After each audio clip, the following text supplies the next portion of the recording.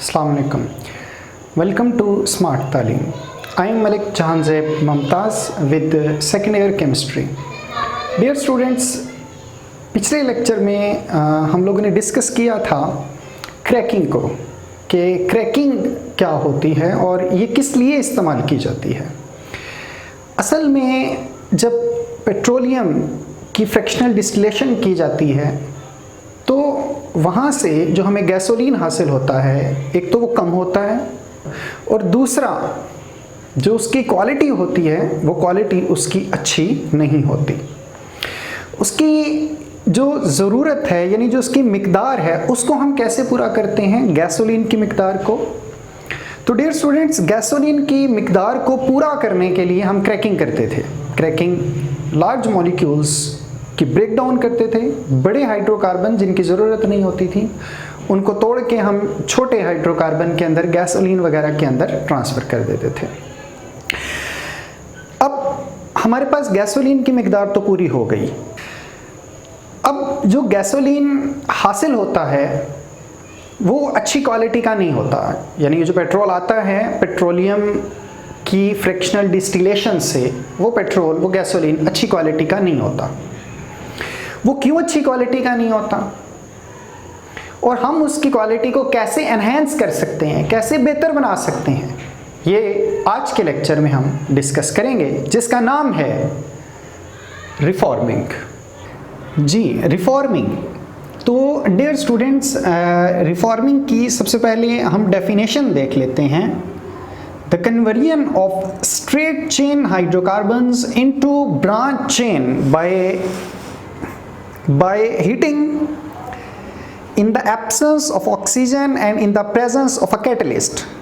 यानी कि हम स्ट्रेट चेन हाइड्रोकार्बन्स को ब्रांच चेन हाइड्रोकार्बन्स के अंदर ट्रांसफर कर देंगे। ऐसा हमने क्यों किया? This method is used to improve the octane number of gasoline. Dear students, यहाँ तक हम अगर पिछले दो लेक्चर्स को देखें तो हम लोगों ने पेट्रोलियम की जब फ्रैक्शनल डिस्टिलेशन की थी तो गैसोलीन हमारे पास हासिल हुआ था। गैसोलीन की मिकदार की कमी को हम लोगों ने पूरा किया था क्रैकिंग की मदद से।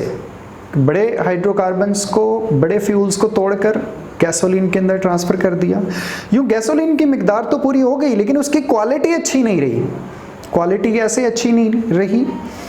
अब गैसोलीन के अंदर मैंने पिछले लेक्चर में बताया था कि तकरीबन 8 कार्बन की चेन होती है, 9-10 कार्बन तक की भी चेन मौजूद हो सकती है उसमें, 6 कार्बन की भी चेन होती है, 7 कार्बन की भी, यानी कि गैसोलीन मिक्सचर्स ऑफ हाइड्रोकार्बन है। अब उस गैसोलीन के अंदर अगर आपके पास 1 लीटर पेट्रोल है तो उस 1 लीटर के अंदर स्ट्रेट चेन्स की मिकदार अगर ज़्यादा होगी तो वो अच्छी क्वालिटी का नहीं होगा। तो हम क्या करते हैं कि जो स्ट्रेट चेन हाइड्रोकार्बन्स हैं उनको हीट और कैटलिस्ट की मौजूदगी में ट्रांसफ़र कर देते हैं ब्रांच चेन के अंदर। जैसा कि आप डायग्राम के अंदर देख सकते हैं कि हमारे पास एक एन ऑक्टेन है। हमने इसको, ये एन ऑक्टेन क्यों कहा गया? क्योंकि ये स्ट्रेट चेन है। हमने इसको हीट दिया, कैटलिस्ट दिया कि ये जो स्ट्रेट चेन हाइड्रोकार्बन है ये ट्रांसफ़र हो जाता है किसके अंदर? ब्रांच के अंदर। आप देख सकते हैं डायग्राम में। तो ये जो ब्रांच हमारे पास हाइड्रोकार्बन आया ये इंटरनल इंजन के अंदर बहुत ही बेहतरीन तरीके से और अच्छे तरीके से बर्न होता है और इंजन के लिए ये आइडियल फ्यूल है। इसको हम कहते हैं 2,2,4 ट्राई मिथाइल पेंटेन।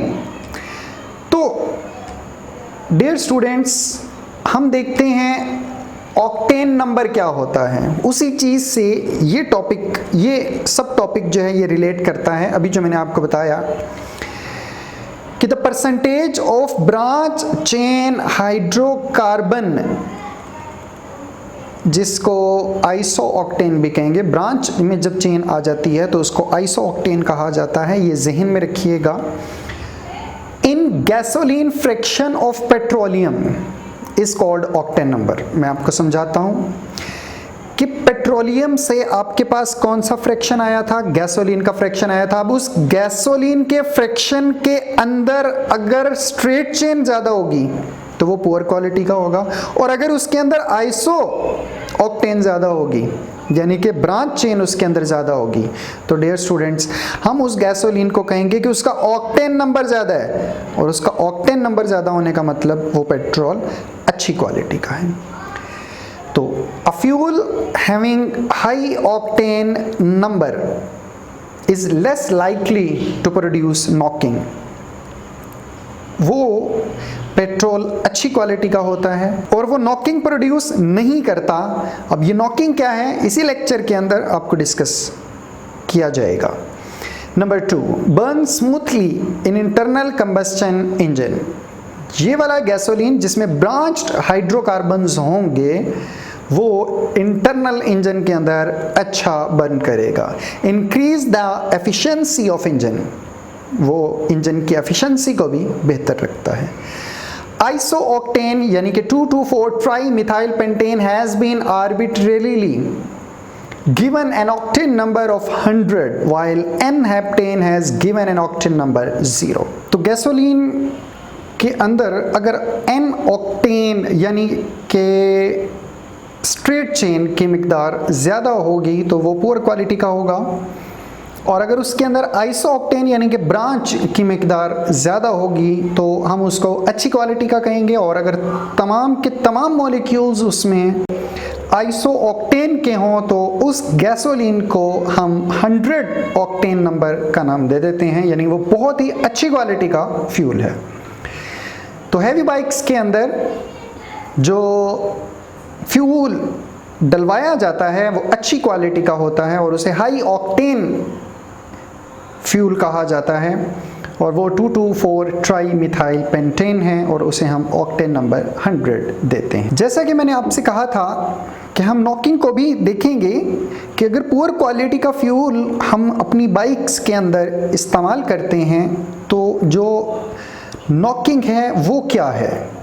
तो dear students, the sharp metallic sound produced when a low quality fuel burns in internal combustion engine is called knocking.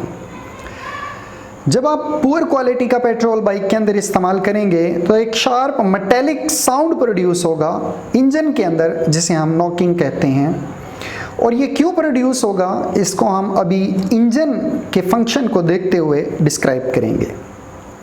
The gasoline fraction present in petroleum is generally not of good quality। मैं आपको बता चुका हूँ कि उस gasoline का जो quality है वो अच्छी नहीं होती जो डायरेक्टली हम पेट्रोलियम से हासिल करते हैं।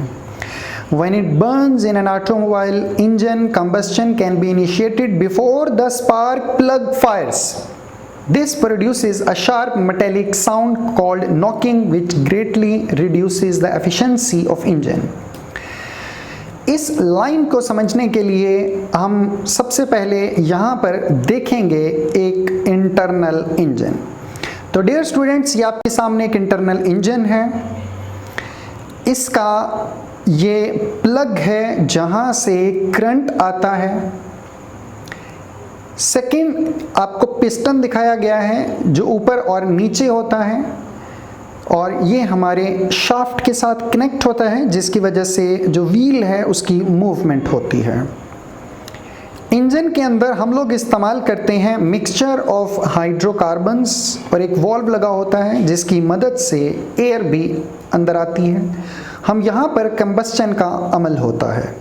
अब ये जो हाइड्रोकार्बन हम इस्तेमाल करते हैं, फ्यूल जो हमने इस्तेमाल किया है, अगर ये अच्छी क्वालिटी का है तो पिस्टन जैसे ही ऊपर की जानिब होता है तो कंप्रेशन होता है, और कंप्रेशन की मदद से यहाँ पर जो हाइड्रोकार्बन है यानी कि उसके अंदर जो फ्यूल हमने इस्तेमाल किया हुआ है, अगर वो अच्छी क्वालिटी का है, उसमें ब्रांच चेन की मिकदार ज़्यादा है, तो वो प्लग के पास जाता है और प्लग उसे करंट देता है जिससे इग्निशन होती है, और इग्निशन की वजह से पिस्टन फ़ौरन नीचे आता है और दोबारा इनर्शिया की वजह से ऊपर जाता है, और यूं पिस्टन की मूवमेंट कॉन्टिन्यूसली होती रहती है और जो व्हील है उसकी मूवमेंट होती है। इस कंबस्चन को हम कहते हैं नॉर्मल कंबस्चन। ये नॉर्मल कंबस्टन हुई क्योंकि फ्यूल अच्छी क्वालिटी का इस्तेमाल किया गया था। अब हम देखते हैं कि अगर आप फ्यूल पुअर क्वालिटी का इस्तेमाल करते हैं तो क्या होता है। तो अगेन आपके सामने इंजन दिखाया गया है जिसका प्लग है, पिस्टन है और इसके अंदर हमने जो मिक्सचर ऑफ हाइड्रोकार्बन इस्तेमाल किया डियर स्टूडेंट्स, वो मिक्सचर ऑफ हाइड्रोकार्बन अच्छी क्वालिटी का अगर नहीं है तो क्या होगा, यानी उसके अंदर N ऑक्टेन यानी कि स्ट्रेट चेन्स की मिकदार ज़्यादा होगी। तो जैसे ही पिस्टन ऊपर की जानिब होगा तो पिस्टन के ऊपर की जानिब होने की वजह से जो मिक्सचर ऑफ हाइड्रोकार्बन और एयर है ये कंप्रेस होगी। तो कंप्रेशन की वजह से आपने एक रिलेशन पढ़ा है PV is equal to nRT, यानी कि प्रेशर ज़्यादा होने की वजह से टेम्परेचर भी ज़्यादा हो गया। जैसे ही टेम्परेचर ज़्यादा हुआ तो क्या होगा कि जो स्ट्रेट चेन हाइड्रोकार्बन्स हैं उसको पहले ही आग लग जाएगी, यानी initiation before the spark plug fires, plug के फायर करने से पहले ही हाइड्रोकार्बन के अंदर टेम्परेचर ज़्यादा हो जाने की वजह से कंप्रेशन हुआ था, तो टेम्परेचर ज़्यादा हो जाने की वजह से पहले ही आग लग गई, जिससे एक साउंड प्रोड्यूस होता है, इसे नॉकिंग कहा जाता है। और ये जो कंबस्चन हुई है इस कंबस्चन को हम प्री मैच्योर कंबस्चन कहते हैं। ये pre mature combustion knocking produce करती है लो क्वालिटी फ्यूल की वजह से और हमारे इंजन को नुकसान पहुंचा सकती है। अब how to increase the octane number, यानी हम ऑक्टेन नंबर को इंक्रीज कैसे कर सकते हैं। या ऑक्टेन नंबर अच्छा होगा तो जाहिर बात है नॉकिंग भी नहीं होगी, या हम कोई एंटी नॉकिंग एजेंट भी इंट्रोड्यूस करवा सकते हैं अपने इंजन के अंदर। तो डियर स्टूडेंट्स, ऑक्टेन नंबर ज़्यादा करने का पहला तरीका तो यही टॉपिक है जिसे हम रीफॉर्मिंग कहते हैं, यानी कि रीफॉर्म, दोबारा उसको बनाया गया और अच्छा किया गया, यानी स्ट्रेट चेन को ब्रांच के अंदर ट्रांसफर किया गया। सेकेंड नंबर पर है कि the octane number of a pure fuel can also be improved by blending it with a small amount of additive like tetra ethyl lead. तो डियर स्टूडेंट्स, हम अपने इंजन के अंदर TEL भी डलवा लेते हैं जो कि हमारे इंजन को इंटरनली स्मूथ रखता है और नॉकिंग को प्रोड्यूस नहीं होने देता। हमारे इंजन की इंटरनल लेयर को ये क्या करता है, प्रोटेक्शन देता है। टेट्राइथाइल लेड का ओपन और क्लोज स्ट्रक्चर दोनों आपको दिखाए गए हैं। लेकिन इस एंटी नॉकिंग एजेंट का एक नुकसान भी है। इस एंटी नॉकिंग एजेंट का क्या नुकसान है? नुकसान ये है कि जब इसकी भी कंबस्चन होगी तो इसकी कंबस्चन की वजह से लेड ऑक्साइड प्रोड्यूस होगा। अब ये जो लेड ऑक्साइड है ये रिड्यूस होकर खाली लेड रह जाता है, और जब एग्जॉस्ट के थ्रू डिफरेंट गैसेस निकलती हैं, यानी कि कार्बन डाइऑक्साइड और वाटर वेपर्स, तो उन्हीं गैसेस के साथ ये लेड मेटल भी हमारे एनवायरनमेंट का हिस्सा बन जाती हैं और ये बहुत ही सीरियस नुकसान हमारी सेहत को पहुंचा सकती हैं, जैसा कि it causes blindness and mental retardation in infant children. ये छोटे बच्चों में अंधेपन का बायस बन सकती हैं या फिर उनको मेंटल रिटार्ड कर सकती हैं ये हैवी मेटल्स।